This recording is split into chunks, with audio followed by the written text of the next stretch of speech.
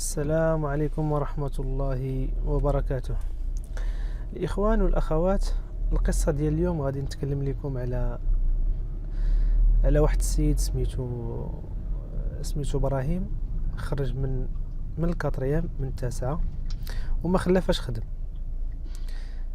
يعني في البدايات ديالو كان غير حمال، يعني كيخدم في حمالت، ودابا حاليا عنده شركة كيصدر زيت الزيتون، زيت العود، كيصدرها لبزاف ديال البلدان في العالم.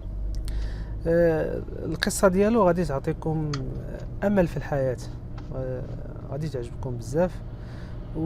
وبهذه المناسبة بغيت نقدم واحد النصيحة للشباب. بغيت نقول لكم باللي ما عمرك يعني تقنط من رحمة الله عز وجل وتقاتلوا حتى توصل. ماشي مهم توصل دغيا، المهم هو توصل للحلم ديالك كما بغى يكون. المهم نتقاتل عليه، وبطبيعة الحال في الحلال، وربي غادي يسهل. يعني ما حدنا عايشين في هذه الحياة راه كاين امل، كما كيقولوا ما دمت حيا فهناك امل. المهم ندخلوا في القصة ديال إبراهيم واحد الشاب ولد العروبية، يعني والديه ناس بسطاء عاديين. الأب ديالو عنده محل ديال الخضرة، كيبيع في المارشي، والأم ديالو ربة بيت. عنده 5 الأخوت وهو السادس. إبراهيم قرأ في الإعدادي يعني في العروبية حتى التاسعة، وقرر أنه يخرج يمشي يخدم على راسه بحال كاع الناس ولا الدوار. وبحكم اصلا الليسي يعني كان بعيد عليه، كان في المدينه. وتيقول ابراهيم باللي اغلب الناس ديال الدوار، اغلب الدراري ديال الدوار تيقراو حتى الكاتريام وتيخرجوا، كل واحد كيمشي يدبر على راسه، كاين اللي يصرف على والديه. المهم اغلبهم ما كانوش كيكملوا القرايه الا واحد القله قليله جدا.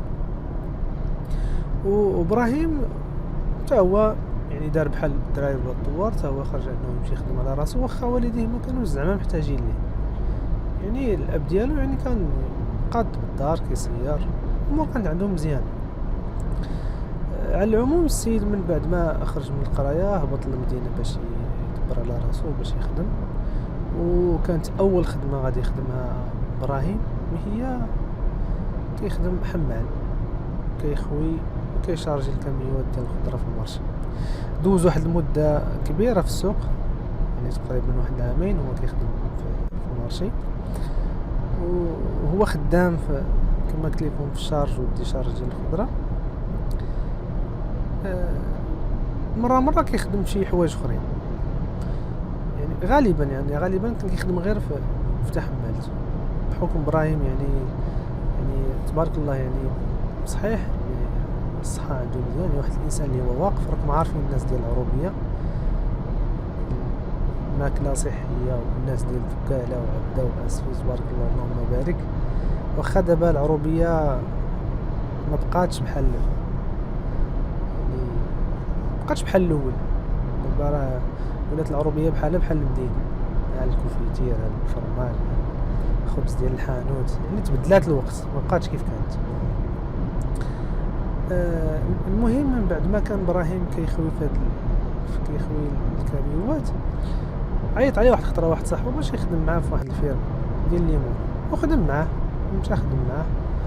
ما فوتش معاه بزاف، ما ولفش في هذيك الفيرما، ولا في هذاك لومبيونس، داك النشاط ديال المارشي، ورجع للمارشي ديال الخضره عاوتاني يخدم. واخا هكاك مره كيخدم في فيرمات، زعما ماشي يعني فين ما كانت الخدمه تيخدم، ما عندوش مشكل، يخدم في الدلاع، يخدم في الطاطا. على العموم ابراهيم يعني واحد المده اللي هي كبيره دوزها بين المارشي والفيرمات وداك الشيء، يعني دوز تقريبا واحد 5 سنين 5 سنين هو خدام، ما خلا فاش خدم يعني غير في هذا المجال هذا ديال يعني كيخدم بكتافه. بقى خدام تقريبا حتى ولات عنده 20 سنه. جمع شويه ديال راس المال، شويه ديال التصريف، وفي هذه المده كامل تقريبا اللي هو كان خدام قدر يوفر فيها واحد 4 ديال المليون. بالنسبه لابراهيم واحد المبلغ اللي مهم عنده بزاف، راه ضرب عليه تما رانيت.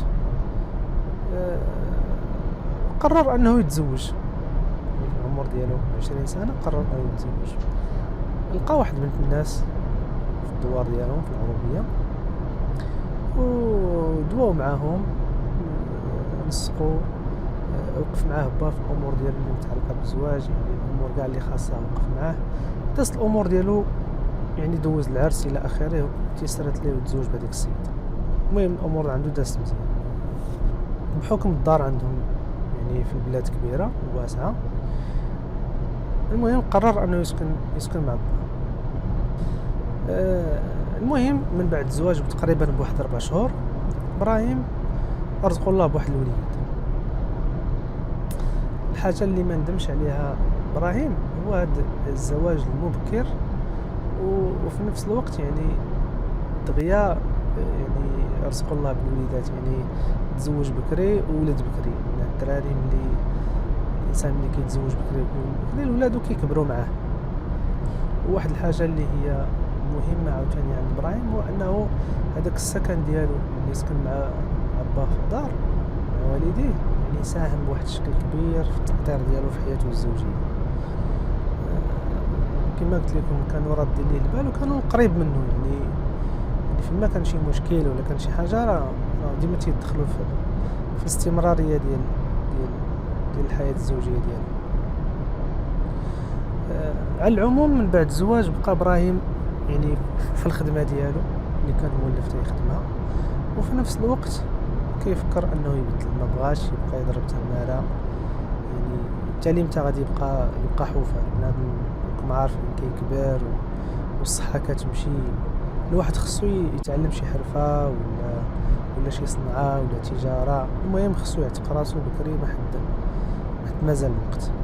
وداك الشيء اللي دار ابراهيم، قرر انه يعني يعيش واحد التجربه اخرى ديال ميدان ديال الحلاقه. وهذا الشيء ما جاش صدفه، بحكم راكم عارفين الانسان يعني اول حاجه كيفكر فيها راه كيشوف يعني لونتوراج اللي داير به، المحيط اللي داير به، الناس اللي يعني اللي متاثر بهم الى اخره. والحلاقه يعني جات عن طريق واحد الدري صاحبو سميتو حسن، هو اللي اقترحها عليه بحكم انه كيجمع معاه ديما تيجمع معاه في الامور هذه الشخصيه.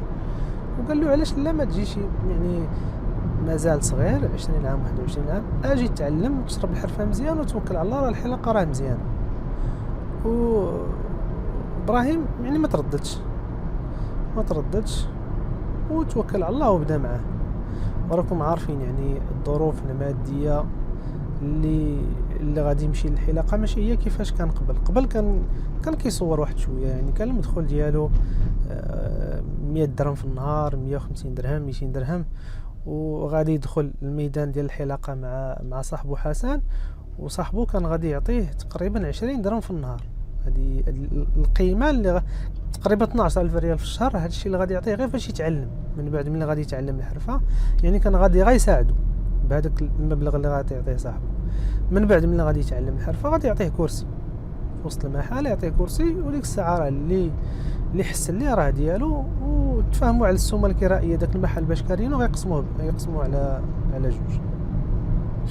المهم ابراهيم بقى خدام واحد المده تقريبا ديال 6 شهور، هو يعني نظري وتطبيقي بجوج، كيشوف كيتعلم وفي نفس الوقت كيحسن للدراري الصغار ولا شي واحد اللي هو كبير في العمر اللي ما عندوش مشكل يعني.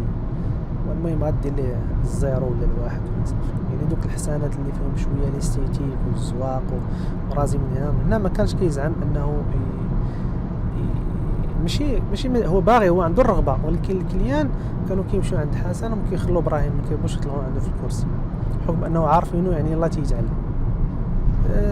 المهم من بعد هاد 6 شهور هذه اللي قلت لكم، ابراهيم دغيا تعلم، يعني دغيا شد الحرفه وبقى مصر على صاحبه على حسن انه باش يعطيه كرسي، يعني يتوالى الكرسي باش يبقى خدام.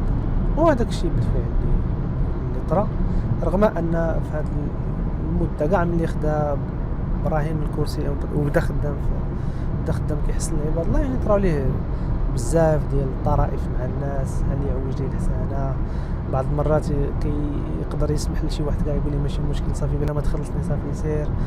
ويعني العديد ديال الناس انه وقع معاهم في بعض المشاكل بزاف ديال الناس، لان راكم عارفين كاين اللي كتلقى واخا تيحس لشي واحد لا بد من دوك التعليقات. على العموم ابراهيم ما مسوقش، يعني انسان خدام على راسو وكيتعلم ومشى، يعني بحكم انه مصغر راسو وكيتصنت وماشي شي واحد اللي زعما ماشي شي واحد اللي هو متكبر ولا حاس براسو، يعني مصغر راسو. والانسان اللي كيكون مصغر راسو راه كلشي تيتيسر ليه، كلشي تيوقف معاه، والامور عنده كتمشي مزيان. على العموم المهم بقات الامور عنده غدا مزيان حتى دار ابراهيم 27 سنه هو مازال في الطومين ديال الحلاقه، ورزقه الله بواحد المولود اخر، يعني الابن الثاني ديالو. ودابا عنده 2 وليدات وبجوجهم دراري، الاول سميتو بلال والثاني سميتو حمزه. على العموم ابراهيم بقى في الحلاقه تقريبا حتى ولات عنده يعني المده كامل اللي دوز في الحلاقه، بقى من السن ديال 21 تقريبا 22 سنه حتى دار 30 سنه هو في الدومين ديال الحلاقه. وهنا عاوتاني ابراهيم قرر انه يبدل الحرف، قرر انه يخرج من الحلاقه ويشوف شي مجال اخر. صافي يعني الحلاقه طلعت ليه في الراس،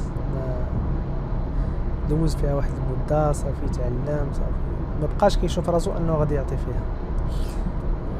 اللي بغى يخرج اغلب الدراري صحابو ما كانوش باغيين، العائله ديالو حتى هي كانت رافضه انه يبدا ينقز، كلشي تيقول ليه فين هو غادي، فين غادي انت كتنقز من هنا لهنا، تبت في واحد البلاصه. وهو كان يعني هو كيشوف راسو انا كيقول لك انا ما مرتاحش في الخدمه، ما كاينلاش، يعني نقلب على شي حاجه اخرى اللي نقدر نعطي فيها احسن.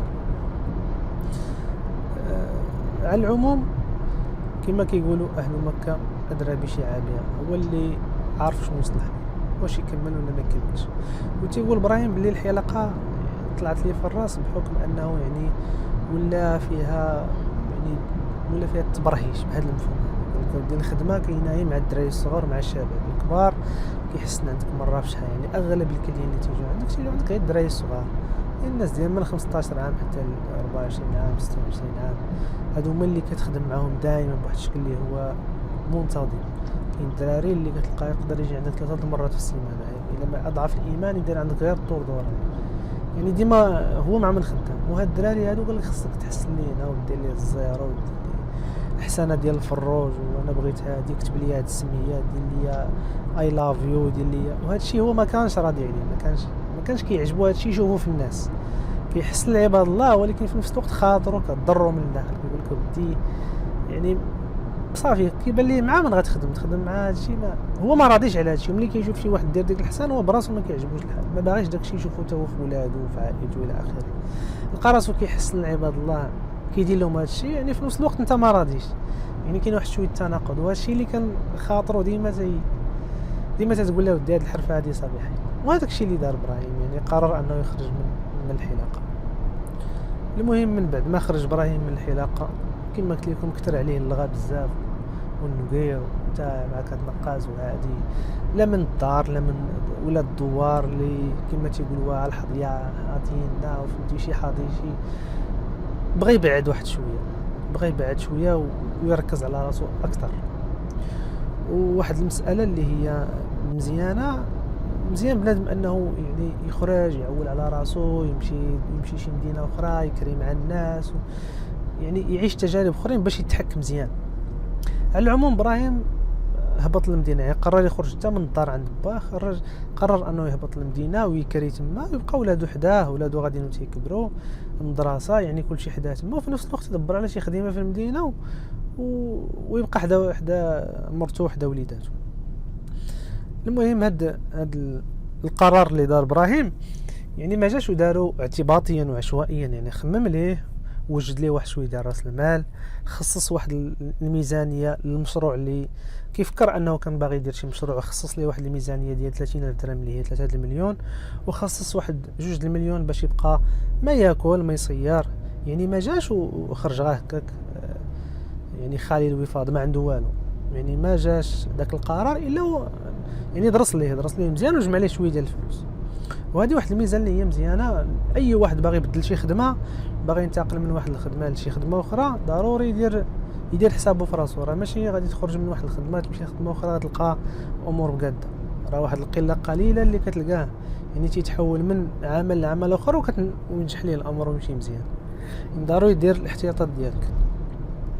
المهم ابراهيم بقى كيفكر شنو غادي يدير، واش يخدم عند الناس واش يخدم راسو، وهو واحد الانسان اللي ما تيرضاش يعني دغيا يقدر يتخاصم مع شي واحد يلاه قرو الى اخره. المهم قرر انه يخدم شي حاجه ديال راسو. بدا كيفكر شنو غادي يدير. بطبيعه الحال كيفكر في شي مشروع اللي يعادل ديك الميزانيه اللي مخصص ليه، اللي هي ديك 3 المليون. بدا كيفكر كيجمع مع الاصدقاء ديالو اللي كيعرف ويقدروا يفيدوه. المهم كل واحد شو كيقول ليه شي حاجه. في اخر المطاف خرج بواحد المشروع غادي يبدا فيه اللي هو محل ديال الزريعه. بحكم انه ما كيطلبش واحد راس مال اللي هو كبير، قال راه نبدا بواحد المحل ديال الزريعه. كرا واحد المحل، دار واحد الجهازات اللي هي خفيفه وبدا توكل على الله في هذاك المحل. خدم واحد المده ما بعيداش بزاف، ولكن بان ليه داك الشيء اللي كيدير ماشي هو داك المحل ديال الزريعه ما تمشاش ليه مزيان، بحكم انه الحرفه ديال هذيك الخدمه هذه ديال الزريعه ما ضابطهاش. الموقع فين جا ما درسوش مزيان. كيعاود واحد الطريفه، واحد الخضره في البدايات ديالو فاش يلاه بدا كيقلي في الحماص والزريعه، وداك الشيء الحمص كان دائما تيجيه قاصح. يعني دائما تيقلي الحمص وكيجيه قاصح، كيعطيه للكليان تيبداو يضحكوا عليه. شنو هادشي عاطينا انت؟ واش عاطينا الحمص ولا حجر؟ الحمص قاصح بزاف، ما كانش عارف كيفاش كيطيب الحمص. واحد المده معينه عاد واحد السيد، واحد الصديق ديالو هو اللي وراه كيفاش كيديروا الحمص باش يجي يرطب شويه في الماكله. كما قلت لكم، هاد المده هذه اللي دوز في المحل ديال الزريعه ما عجباتوش التجربه، والدومين بصفه عامه ديال الزريعه بان ليه ما غاديش يدير فيه، يعني ما ارتاحش ليه بزاف. وبدا ينحرف شويه بشويه من محل الزريعه، بدا كينحرف للمواد الغذائيه، بدا يتجه ولا يدير الحليب الخبز الى اخره باش يحيد هذيك الزريعه تدريجيا. وبالفعل هذاك الشيء اللي دار. على العموم بقى ابراهيم خدام في المواد الغذائيه شويه بشويه. الامور عاوتاني بدا كيبان ليه الضوء، بدا كيبان ليه عاوتاني راس المال غادي يكبر، الامور غادي وكتحسن. كرا واحد المحل اونفاس معاه، جاب ليه واحد الخدام حطو تما في هذاك المحل، عمر ليه احتوى دار ليه مواد غذائيه. هذاك السيد ما صدقش ليه، ضرب معاه واحد المده وما صدقش ليه، صدق خواه داك المحل كامل اللي كان عمر للدري، وجاب ديك السلعه عنده المحل وطلقوا. ما بقاش صافي، ما بقاش شاد هذاك المحل، خلاه وبقى مركز على المحل ديالو هو. خدم تقريبا هاد المده ديال واحد المده ديال 4 سنين تقريبا بين هذيك المده ديال الزريعه والمواد الغذائيه. وابراهيم عاوتاني طلع ليه الدم، ما ولفش في المحل ديال المواد الغذائيه. مشكله مع هاد ابراهيم، الخدمه اللي كيخدمها ما كيرتاحش فيها. صافي لقى راسو انه محبوس في المحل، الحريه ديالو ما بقاتش عنده. على العموم صافي يعني طلع ليه الدم، ولا كيفكر عاوتاني في شي حل غادي يديرو ومازال ما عارفش شنو غادي يدير. خصو يخرج من المحل باي طريقه. وفكر في واحد السيد من العائله ديالو، بحكم الظروف العائليه ديالو كانت ضعيفه شويه، وتعاطف معاه. قال غادي نعيط لهذاك السيد نحطو عندي في المحل ونخرج انا نقلب على راسي نشوف شنو غادي ندير. صافي بانت ليه عاوتاني الضومين اللي بان ليه انه غادي يخرج من المحل يمشي يديرو، اللي هو زيت العود. بحكم انه كان كيديرها في هذه المده ديال 4 سنين كان كيبيعها في المحل. قال اران نعيش هذيك التجربه ديال زيت العود حتى انا نولي نشريه ونبيع الى اخره. هذيك هي الفكره اللي كانت عنده قبل ما يخرج. المهم اللي عيط لهذاك الدري ولد خالته باش يحطو عنده في المحل، صافي حطو وراه مزيان الى اخره. واخا ما كانش عنده واحد التجربه اللي هي كبيره، بقى معاه حتى يتعلم واحد شويه. وراه المحل، وراه الكليان، هذا غتكريدي عليه، هذا لا، هذا الى اخره. المهم وراه الخدمه كيفاش غادي تمشي. صافي حطو طلقو خلاه ومشى باش يتوكل على الله هو في المجال اللي باغي يمشي فيه، اللي هو ديال زيت الزيتون، زيت العود. واللي عجبني في الشخصيه ديال ابراهيم هي فين ما كيحس براسو ما مرتاحش في شي خدمه صافي كيعوج كيقلب على البديل، صافي خصو يقلب على راحته فين كاينه. على العموم بدا كيبيع ويشري في الزيت، في زيت العود، كيشري الزيت وكيعاود فيها البيع، كيشري الحب وكيعاود فيه البيع. المهم دخل في هذاك الدومين ديال الرحبه ديال الحبوب، ودخل الفيرمات، بدا كيجلس مع الناس ديال الزيت. المهم تفتحوا ليه عينيه، اصلا هو تفتحوا ليه عينيه قبال في المحل.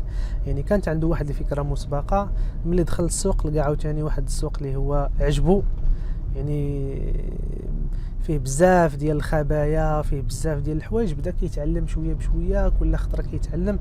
على العموم لقى راحته في هذاك الميدان. المهم بقى ابراهيم مستمر في الزيت، دخل الدومين غاس نطيحه غير كيرون وجاب فيه الله التيسير. موازاة مع هاد التجربه الزوينه ديال ابراهيم في الزيت، خرج ليه واحد البلان اخر عاوتاني في شكل اللي غادي يهرسو واحد شويه، اللي هو هذاك ولد خالته اللي حطوه في المحل. واحد النهار بات مصبح المحل مطرق، السيد ما كاينش، فين مشى الله اعلم. خلى ليه المحل مطرق، مشى جاب التسوارت ما عندوش، مشى جاب بينسا وهرس المحل. دخل بانت ليه بعدا شويه ديال السلعه كاينه، لقاهم يعني مرونها مع عباد الله، مع البيعه والشرايه، شي كيتسالوا واحد شويه غفل، ما كانش راد ليه البال. واحد يعني ما كانش ودنيه وعينيه على المحل. مجرد ان ابراهيم خرج صافي بدا كيبيع ويشري في الزيت، صافي خلاها، قال هذا راه صافي راه غادي مزيان. ولكن هو يعني في واحد الظرفيه اللي هي وجيزه رون صافي السوق، بدا كيتسلى عند هنا وهنا وهنا وهنا. صافي خلى ليه تقريبا 5 المليون ديال الخطيه في هذاك المحل، 5 الملايين ديال الخطيه اللي خلى ليه ولد خالته في هذاك المحل.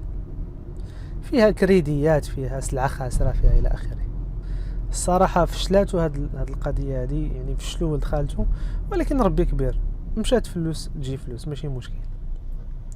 ابراهيم كان حقيقه كان باغي يخلي ليه المحل يتولاه بمره، يحسبوا ليه، يبدا يخلصوا ليه شويه بشويه. يعني كان بغى يتعاون معاه بحكم يعني كان عارف الظروف العائليه ديالو. ولكن القضيه خرجت بحال هكا، ما عنده ما يدير. الدروس بنادم كيتعلم بالفلوس. وعجبتني واحد المقوله، واحد الخطره قريتها في واحد الستاتيو، كاتب واحد يعني الا قلت لك زعما راه علمتني الحياه فاعلم انني دفعت الثمن غاليا. وبحال ابراهيم دابا راه دفع الثمن غاليا باش يتعلم واحد درس من دروس الحياه. المهم هذا الملف هذا ديال المحل حاول يطرقوا ابراهيم في اقرب وقت باش يركز على الخدمه ديالو. صافي كان بغى يجيب شي واحد اخر عاوتاني يحطو، بانت ليه غادي يزيد صداع على صداع. قال اللهم نبيع هذا الشيء ونتوكل على الله ونبقى في الدومين اللي انا غادي نبقى فيه اللي هو الزيت. وبالفعل داكشي اللي دار، بقى خدام في الدومين ديال زيت العود. يعني يخدم في الموسم ديال زيت العود. ملي كيكون الموسم ديال زيت العود كيشري ويبيع في الحاب وكيعصر وكيحط، وفي نفس الوقت كيبقى عنده كليان ديالو كيبيع لهم. وفي هذه التجربه هذه وفي هذه المده هذه تلاقى مع واحد الشخص، تلاقى مع واحد السيد، تشارك معاه، داروا 50-50. يعني جلسوا اطابل تفاهموا على شنو غيديروا الى اخره، وحطوا راس المال، حطوا التوجهات ديالهم. المهم تفاهموا هو واحد صاحبه وتوكلوا على الله في هذا الدومين نيت اللي خدام فيه ابراهيم. كراو واحد المعصره صغيره كيخدموا فيها سلعتهم نيت وكيطحنوا الناس اخرين. بقات الامور غادا هكاك واحد المده تقريبا ديال 6 سنين. مشات الامور مزيان، داروا راس المال، دبروا على واحد الارض على الطريق وداروا فيها واحد المعصره عصريه. هذيك اللي عندهم هما تقليديه، داروا واحد المعصره عصريه. قادوها مزيان، يعني بماكينات، يعني باحدث الماكينات. المهم داكشي عندهم محترم، معصره على حقها وطريقها. بداو الخدمه فيها، الامور غادا مزيان، الكليان كيتزادوا بشويه بشويه، الامور كتكبر مزيان. وابراهيم وشريكو قسموا المهام، واحد كيخدم في المعصره وواحد كيخدم في السوق على برا، كيشري الحاب، من اي بلاصه في الموالاه كيشري الحب وكيعصر الى اخره. بعض المرات يعني من كيجيبوا الحب من مدن خارج ديك المدينه ديالهم هما فين خدامين. من اي بلاصه خصو غير يكون الحب مزيان يمشوا عندهم السماسريه ديالهم اللي كيشروا لهم الحب يجيبوا لهم المعصره. المهم القضيه عندهم مشات مزيان، النيه والصفا والمعقول، وربي دار لهم البركه في المشروع ديالهم. والسيد اللي معاه شريكو حتى هو الله يعمرها دار، يعني انسان كيصبر ويتقاتل ويسمع في حقه شويه. المهم الامور وفقهم الله سبحانه وتعالى ومشات لهم الامور مزيان. نسيت ما قلت لكم واحد القضيه، باللي ابراهيم تزادت عنده بنيه. يعني ملي بدا المشروع ديال الزيت تزادت عنده واحد البنيه. دابا ولاو عنده 3 ديال الوليدات، 2 دراري وبنيه. وهذاك الدراري الاول ديالو بلال يعني قرا وتبع الدومين ديال لاندستري الصناعه، شد فيها الماستر ديالو وخدم مع باه في المعصره. وكان هاد الدري ولدو كان سبب يعني في النمو ديال المشروع ديال باه. يعني بدا كيكبر بسبب الابن ديالو بلال، بحكم القرايه والعلم اللغه وطبيعه الحال التجاره اللي تشبعها من عند باه. قدر انه يجيب ليه كليان من برا ديال المغرب. وبفضل الله سبحانه وتعالى وبفضل بطبيعه الحال الانترنت اللي قرب العالم دابا ولا كل شيء ممكن. يعني راه الانترنت رد العالم بحال شي قريه صغيره اللي بغيتيها دابا تلقاها. المهم ابراهيم ولا صاحب شركه. المهم ابراهيم ملي مشات ليه الامور مزيان ودار معصره عصريه كبيره ولا عنده كليان، بدات الامور عنده غدا كتحسن وكيصيفط السلعه لبرا. يعني هادشي كامل اثروا في واحد الشركه. ولا صاحب شركه لتصدير زيت الزيتون البكر لامريكا والبرازيل والصين والخليج. ولاو عنده كليان من دول مختلفه، يعني شحال ديال الدول كيصدر ليها زيت الزيتون. وهذيك المعصره الاولى خلاوها يعني كيطحنوا فيها الناس العاديين ديال الدوار ديال المدينه الى اخره. عندها كليان ديالها حتى هما كيجيو الناس كيعصروا تما، حيت كاين اللي كيبغي يعصر الزيتون ديالو في معصره تقليديه. اما هذيك اللي عندهم هما فاش خدامين وكيصدروا فيها للعالم، هذه كتسمى الكونتيني، معصره سميتها الكونتيني. يعني كتحترم بعض المعايير اللي خاصه يعني معايير عالميه خاصه بتصدير زيت الزيتون. المهم داروا سمعتهم يعني داخل البلد المغرب، وبطبيعه الحال خارج البلد. يعني شحال ديال البلدان قدروا انهم يديروا البصمه ديالهم في بزاف ديال البلدان في العالم. على العموم كانت هذه القصه ديال السي ابراهيم. والخلاصه والدروس اللي ممكن نستخلصوها من هذه القصه هي ما توقفوش ويعني وما تستسلموش فين ما بان لك الطريق مظلم ولا ما بقاش عاجبك وما مرتاحش فيه. صافي بدل، عوج كما كنقولوا، عطا الله ما يدار. والحياه ما كتساليش هنا. المهم كل طريق شديتيها اعطيها حقها حتى تفهمها باش ما تزربش، لان المشاريع راه ماشي بروفيتابل، يعني مربحين بين عشية وضحاها. اي خطوه درتيها درسها بعدا قبل ما تدخل ليها، ومن تدخل ليها عطيها حقها حتى تعرفها مزيان وتشوف شنو بان لك فيها، واش تزيد ولا تكمل. ما بانش ليك صافي سير وخليها وقلب على شي طريق اخرى. عطا الله الفرص، عطا الله ما يدار. الانسان خصو غير يقلب ويبحث.